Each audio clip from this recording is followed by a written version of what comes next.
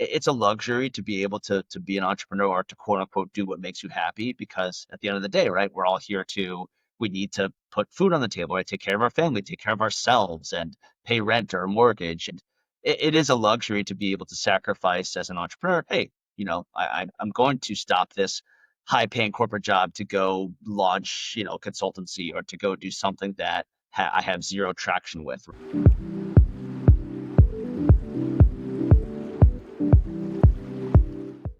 Hello, everybody, and welcome to my show. This is Unveiling Journeys. Forgot my name for a second. My name's Tiffany Alexander. I'm so happy to have you here with me. I have an amazing guest for you, but let me tell you a smidge about myself.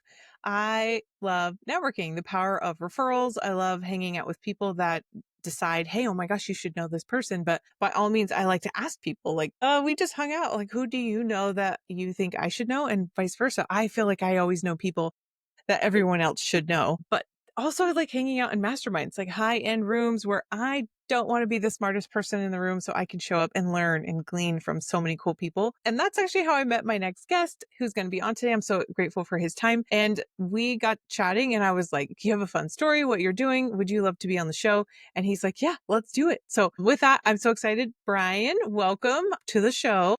Tell everybody a little bit about you and what you're up to right now.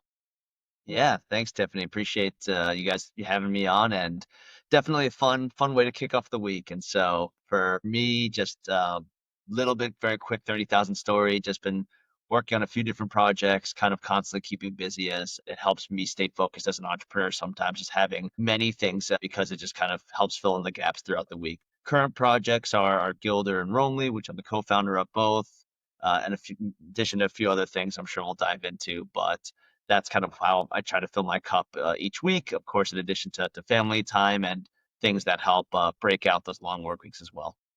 Well, tell me a smidge more about Gilder so people know what you're doing. Yeah, of course. So for Gilder, we're a startup community, not necessarily just for VC or bootstrap backed founders, but those including, solopreneurs, agency owners, venture studio owners, anyone that has, either spent extensive experience through their career, right, working 30 years and now they're starting a seaweed snack company, or someone that's a recent college grad, right, recent MBA grad that doesn't know if they want to go the corporate life yet and wants to try, building something that they've either been doing for a while or started full time.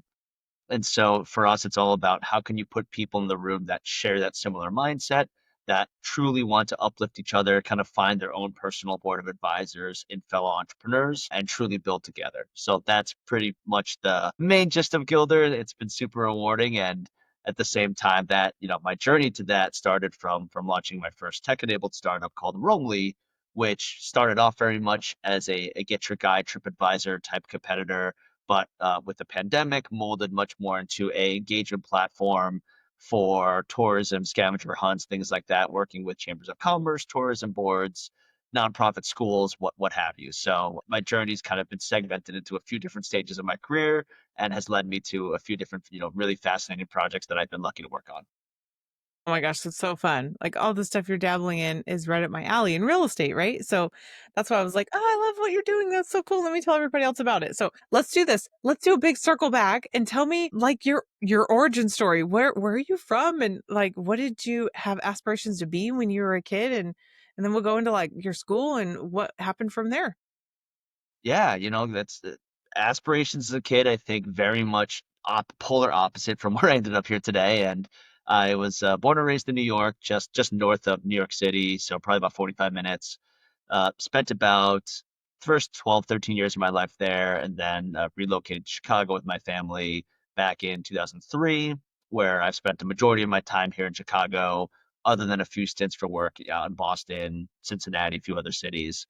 But I'm pretty sure I think I wanted to be like a mathematician or something, maybe learning from like second or third grade, just doing math, and very much realized that was something I was very much not good at as soon as I got to like high school, and didn't quite follow the traditional path of going to the Ivy League school maybe that my parents would have hoped for me, or some other things that down the engineering route, and just kind of found a passion in business, and I guess in CPG, which is where I started my career for really the first decade, working in product, commercializing different SKUs for the Costco's, Walmarts, Jewel's regional here in the Midwest of the world. And it was definitely, met a lot of amazing people, a lot of fascinating experiences learning. But I think I realized that that probably wasn't necessarily how I wanted to spend the next, 30, 40 years of my life. And so has kind of led me down the path on these different things. But certainly different than the math focused future that I thought I had when I was about 8 or 9 years old. Right? Oh my goodness. So what did you end up graduating in? So graduated with political science degree, which what the intention was to go to law school, right? To either go into public policy or, I won't say lobbying, but just something related to that type of work, which, didn't even end up, applying to law school, didn't take the LSAT, just ended up going straight into, corporate work with a lot of the jobs I think that, require degrees of some sort, but you can kind of get molded into it. So a political science major and a entrepreneurship certificate minor. So that was kind of the loose tie into to where I ended up today. How fun, how fun. So what was your first, like, work experience leaving there? Or I mean, I started work even before I went to, college, but, like, what kind of jobs led you to where you're at now? Yeah, I mean, so the corporate side of it, to your point, right? That, as everyone kind of graduates college, they end up figuring out, all right, this is actually what I want to do, or it's something to just get a paycheck or something so that I don't, look like a failure without using my degree, things like that. Not to say that people who don't use the degrees for that are failures, but I think you look out on social media and online, right? There's a lot of like we're just constantly comparing ourselves as humans, right, to one another. And my advice is always inevitably it's just kind of just it's a luxury to be able to be an entrepreneur or to quote unquote do what makes you happy because at the end of the day, right, we're all here to we need to put food on the table, right? Take care of our family, take care of ourselves and pay rent or mortgage. And it is a luxury to be able to sacrifice as an entrepreneur. Hey, I'm going to stop this high paying corporate job to go launch, consultancy or to go do something that I have zero traction with, right? And so for me, having that kind of corporate experience under my belt, that was almost my like personal MBA, right? Kind of gave me enough to learn about managing a team, learn about, what it takes to commercialize products from 0 to 100. But my first job really was, outside of that, I guess my first foray in entrepreneurship was within escape rooms and was kind of an odd realm to get into things. But that was What? what Tell me me and my more. co-founder and best friend at the time found ourselves doing back in 2013, 2014, and still operate today actually on the side. So that was kind of what taught us a little bit more about the grind, if you will, of the entrepreneur life. Fun. Wait, tell me more. I bet you have a million stories about that. Some, yeah, definitely, majority appropriate, right? Some, but we've had some really fun, like we've had proposals happen in our rooms, right? Where they've brought in the ring to have us hide in like one of the final puzzles. We've had, stories of like people emailing us and asking like they're bringing a first date there and they wanted to kind of get some of the answers early so they could seem smarter before to their date before showing up. We've had just a little bit of everything, right? I think the one fun psychology fact I'll drop is that when we launched our rooms, back in 2014, 2015, public games were still very common here in the States, meaning that, you and your friend could book and you would get put in a room with maybe a family of three, right? Or maybe another couple, or maybe just, or it could just be yourselves, right? Depending if anyone booked into it. And we noticed that those public groups versus the private groups would be, let's just say a family of six, booked it themselves, or like a corporate work outing where like the manager booked for his, employees or her employees. We found that the public groups actually typically did better. We found that they were generally more cordial or kind of more communicative with each other, even though there was that kind of a little bit of like shyness at the beginning of like who's going to take charge. We definitely saw some interesting family or group dynamics when you had those private groups come into play. So that was kind of a fun thing for us, just as like a social experiment to gauge. But then when the pandemic happened, right, I don't think anyone was even with their own families, right, was looking to get locked in rooms with each other. So, that definitely put a squash on it for a little bit, but since then, things have rebounded, pretty nicely, and just people looking for that kind of experiential type of entertainment is something that, has definitely been a trend we've started to notice more of. Oh my gosh, that's so fun. What a fun little side hobby, venture. I don't want to call it a hobby to degrade it because it sounds like it's doing well. Yeah, no, I mean, yeah, no, hobby's a good word. I think as we started it, and it's kind of been that was like the fun balance of like, hey, how do we do this and still, work a 40-hour minimum, right, full-time job. Granted, we were in our 20s back then, so we had a little bit more energy, I think, and stomach for those 3, 4 a.m. nights. But, not to say that those still aren't sometimes the case, but certainly less of them now. Oh my gosh, that's awesome. So, okay, from college to your first corporate job, what were some of the influential people that made you start changing the decisions as to the path that you wanted to go? Like the advice they gave you, or like you just deciding, you know what, maybe I don't want to do this forever. That's a good one, and it's maybe not the right answer for that question. It's like I almost there wasn't like a singular type of like mentor or individual, if you will, that was like, "Hey, like you should," right? It's like you kind of see in the movies and shows, there's that person that's like, "Hey, like given the keynote speech," right? It's like if you have an idea, like drop out now, right, and do X, Y, Z. Like I feel like there wasn't that moment for me necessarily where all my life, as most people have, like their parents play such a pivotal role in them, pursuing what they want for success, right? For me, both my parents, phenomenal corporate jobs, right? Worked, and climbed the ladder and spent, decades of their careers doing that. And so for me, naturally, right, that's also, I guess, what the picture of that American dream for most is. And so that naturally was the flow with it and what I did.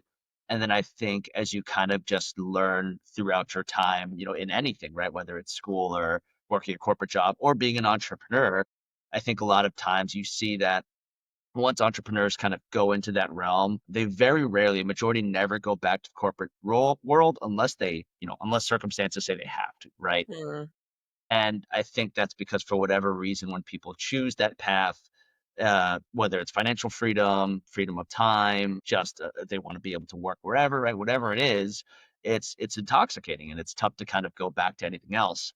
And so for me, I think it was just like getting that taste of so my co-founder, he got an English degree also from Purdue where we did our undergrad, and for a political science and English degree with these liberal arts degrees, we're kind of limited in where we could go, but he ended up teaching English in Japan for a couple years after he graduated. And when me and some friends visited him, we did escape rooms out there, even though they were, fully in Japanese. We didn't understand a lick of it, but still had a great time.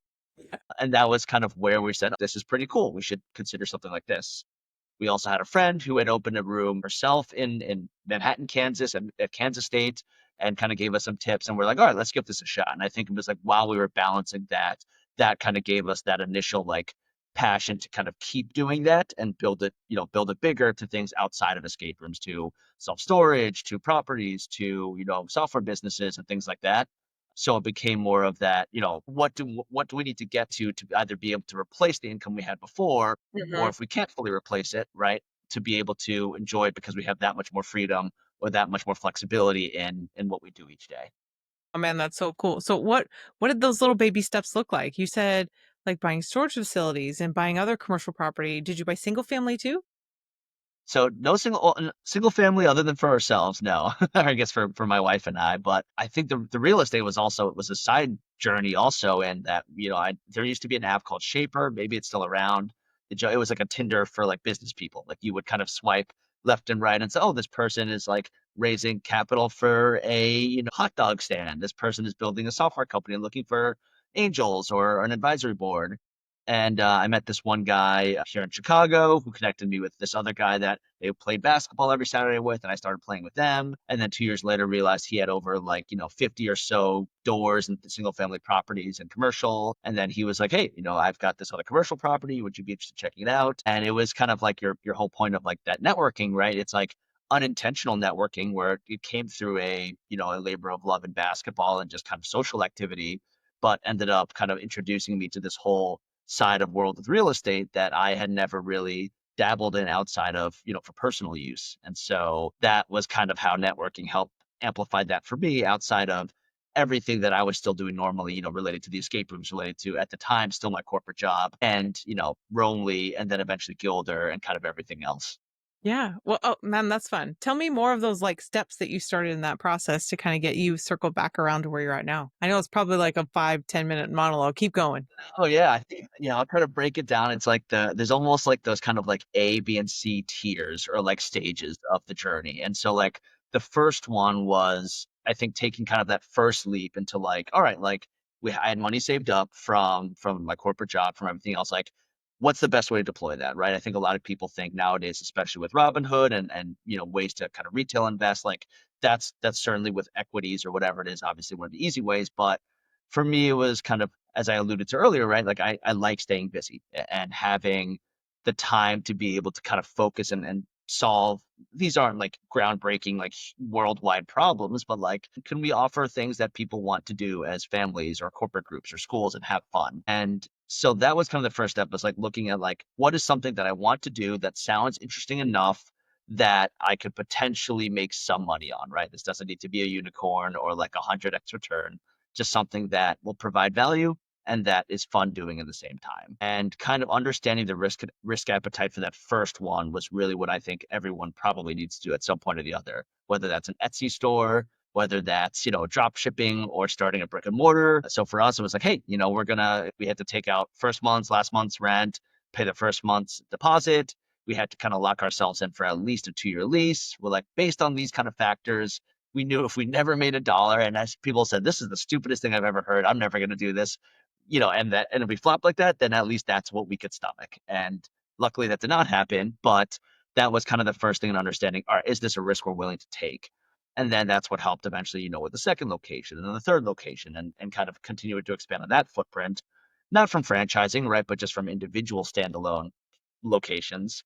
And then eventually being able to say, hey, you see all these things on TechCrunch and Forbes and all these different things online of like the 30 under 30 or 40 under 40 and all these things.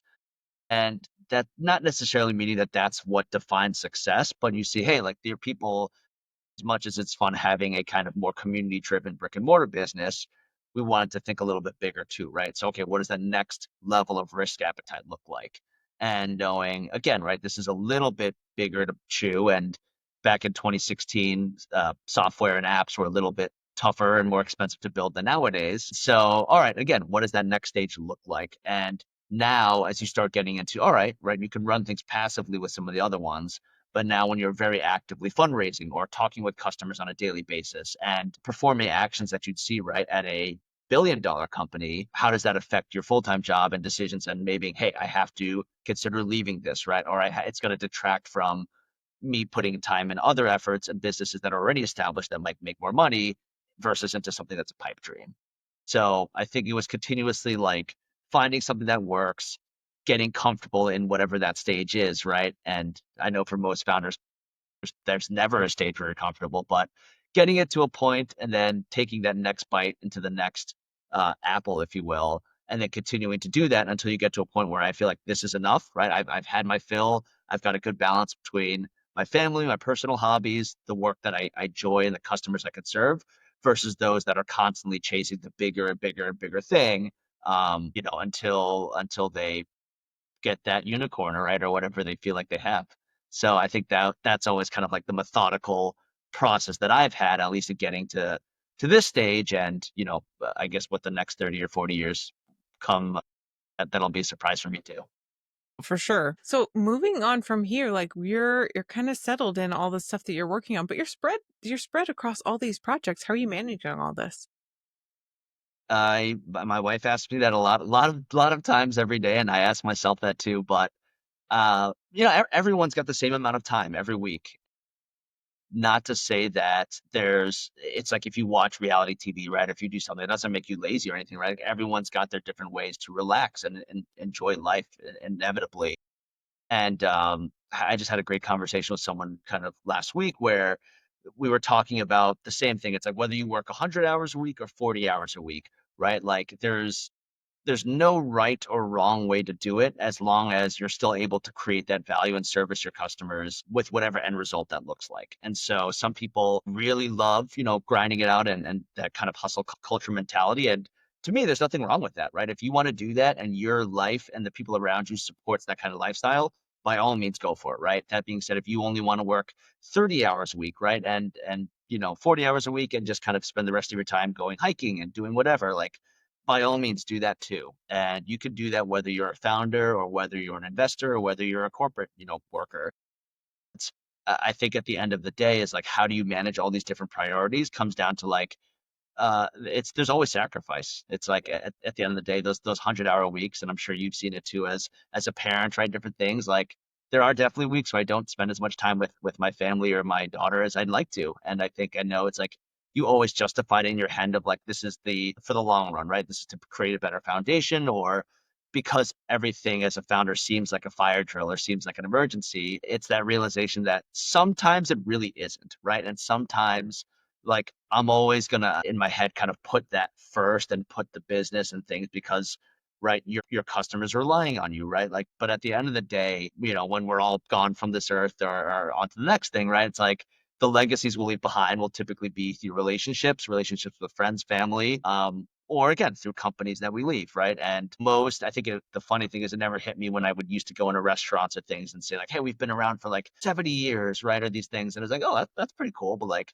it didn't quite hit me about the longevity of that and how powerful it was until kind of being a business owner myself and realizing like, damn, this is hard. Like, this is something that I, had a respect for all these people before, whether it was like a thrift shop or an Italian restaurant or whatever. But yeah, like the legacy that you leave behind, I think, could be tailored into how you dictate your time that's spent on a daily and weekly basis. Mm. 100%. 100%. What would you say are some of your like little cherished nuggets of maybe mentors have told you or like stuff you've gleaned from books that are like your mantra that you just keep pressing into or like working and abiding by? I think the most noteworthy that I can kind of like pick off the top of my head and it was actually not even like a direct piece of advice, but it was a quote so Diana Stepner I met her while I was working at an accelerator down in Austin. She's been a phenomenal product mentor and helped me a lot and is also quite involved with Gilder. And so the advice that she gave was like, or not even advice, right? We were just having a conversation, and then she said basically something where like, today is like the worst day that is around for AI, or the worst day for AI. Like, it'll only just continuously keep getting better and better. And it's not just AI, right? It's almost every type of industry and learning as progress is being made. And for me, I used to, I won't pretend I ever read so many books, right? If I read like maybe 10 to 15 books a year, that I felt happy, right? One a month, that I was like feel the same. I feel the same. yeah, I was like, I feel great, right? I talk to like Yeah. people that read like a book a week, right? I And so I'm can't. like, and I like credit for that. Yeah. But so like, so like for me, it was like, okay, great. Like, I kind of taking this idea of like being a lifelong learner and knowing that it doesn't have to be like, whether you're reading on a beach, right? You're reading on a plane, or just kind of setting time at home, like in bed, whatever it is. But like, being able to, if you're not actively learning and constantly picking up skills and tasks, like, it's very easy to fall behind. And Hmm. I think AI just kind of really brought a lot of that to the forefront when it's like, typically I'll talk to people and I'll always ask, hey, like, what portion of your day do you feel like you use AI to enhance it, right? Whether that's through sending emails, whether that's recording things, note taking, whatever it is. And I feel like I've talked to some founders and not even founders, execs and people that say, 80 to 90% of their day is enhanced or leveraged with that. And when I was asking these questions, like, man, maybe like a quarter of my day, maybe is that. And then I kind of realized, like, okay, like, what are you using it? How are you using it? That's helping with these processes. And that's not just AI, right? That could be breath work, that could be meditation, that could be anything that people use to help be a better version of themselves or a better leader, a better founder, a better, individual contributor, what have you. Being that kind of lifelong learner and just like not thinking that, oh, I've had a busy week, I'm just gonna go brain rot, but like I'll read a book next week, right? And I'll kind of get back caught up. It's like kind of just having that process of micro learning and just picking things up, whether it's very intentional and like I'm going to go listen to a podcast or read a book, or if it's just something that's like, hey, I'm going to go for a walk and then, I don't know, meditate, right? Just something that kind of helps that human consciousness of learning. That was kind of the best advice that I got that I've tried to impact. Doesn't always work out each day, but more days than not for my personal self. And then whenever I talk to other founders that I mentor through Watson Institute or Techstars or anything like that, it's like everyone's so busy. Every founder's got a billion things on their plate. Not even founders, right? Every individual's got billions of things on their plate. How can you kind of carve out even 30 minutes a day, right? Not even that, even 15 minutes a day to go do something for self improvement or self betterment? Yeah. And whatever that is, right? Maybe that is reading a book. Maybe that's going to the gym. Maybe that's, taking a couple golf swings on the driving range, whatever that is. Just kind of like reset, clear the mind, and realize, hey, I'm trying to get better at something that's not just heads down. That's so good. All right, at this point, like there's some people that are like, I just want to know you. Can I find you? Can I like find how do you want people to come in and be able to do what we do, like network and we want to share all the fun things that we know? What's your favorite way or your top ways that you want people to reach out to you to be able to just shoot you a message so that way you can network further with them? Sure. I would say LinkedIn's probably the easiest way. And I know it's cliche for a lot of things because I think if, everyone's got a ton of LinkedIn connections or followers or whatever, but I do genuinely love to chat with people directly. I definitely promise that I DM or respond to every single message that I've gotten, even if it's, cold outreach and things that I get. But yeah, so I'd say LinkedIn is that way. You could find me just if you type in Brian Lee, Gilder.